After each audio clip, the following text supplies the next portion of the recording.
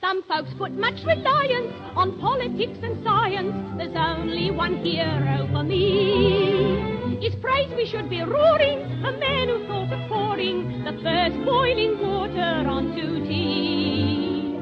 I like a nice cup of tea in the morning, for to start the day, you see. And at 11:30, well, my idea of heaven is a nice cup of tea. I like a nice cup of tea with me dinner, and a nice cup of tea with me tea. And when it's time for bed, there's a lot to be said for a nice cup of tea. You can talk. That was Miss Binnie Hale singing a song called A Nice Cup of Tea, which she recorded 70 years ago in 1941. We British love tea. We drink more tea per head of population than any other country in the world, except for Ireland.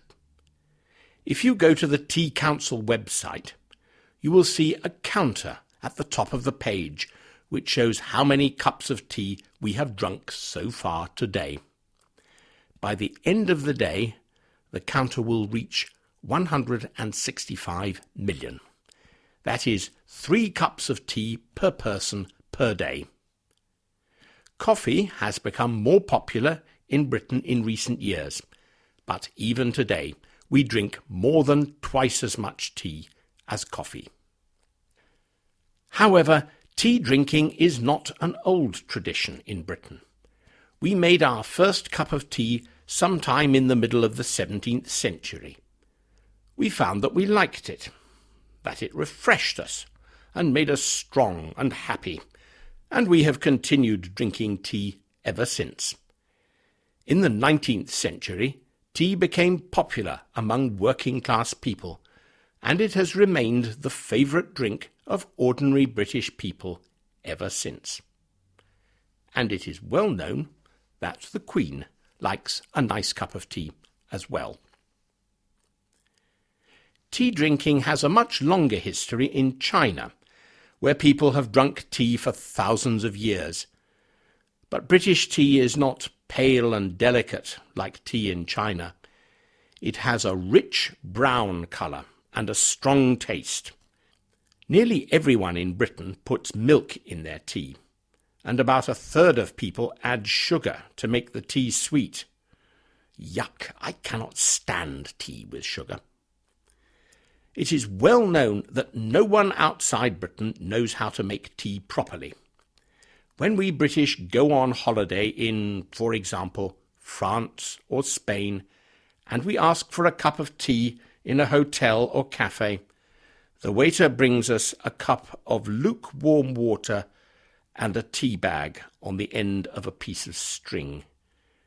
This is wrong, completely wrong, and in the interests of international harmony and understanding, I shall now explain how to make a nice cup of tea, British style.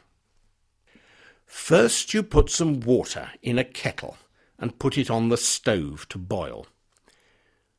When it is nearly boiling, you pour a small amount of the hot water into a teapot and swill it round and pour it out again. This warms the teapot. Then you put tea or tea bags into the teapot. How much tea? Well, my mother used to say that you should put in 1 tea bag for each person plus 1 for the pot. So, if you're making tea for 2 people, you should put 3 tea bags into the pot.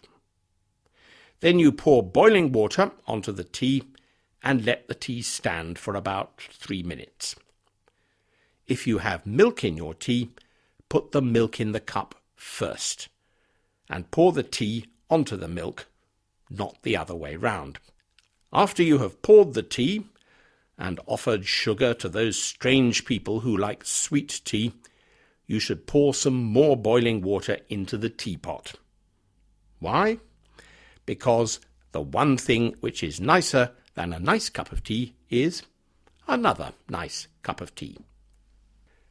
We use the word nice all the time in spoken English. It's nice weather today. Did you have a nice time on holiday?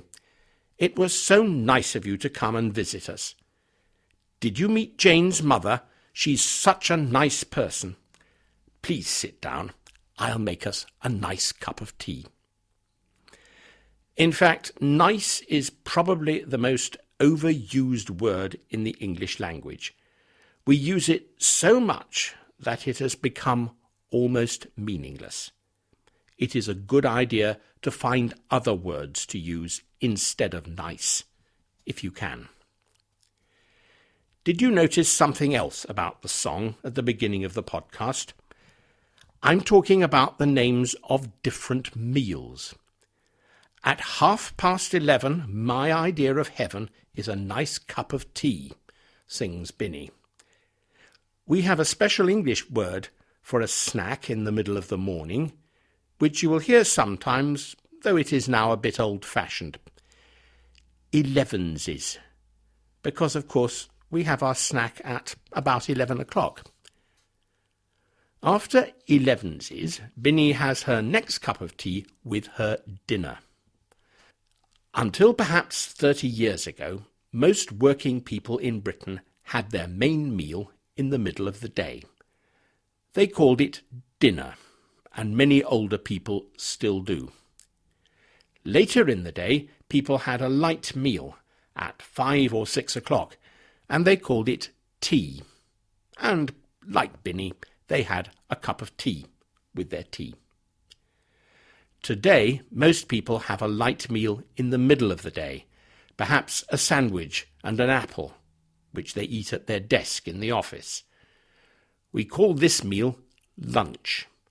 People eat their main meal of the day in the evening when they get home from work, and they call this meal supper. Dinner, nowadays, means a formal evening meal for a special occasion, where we dress up in smart clothes and have nice food and wine and candles. So a lot has changed since Binny Hale recorded her song 70 years ago, but a nice cup of tea is still a nice cup of tea. I'm going to make one now. Goodbye.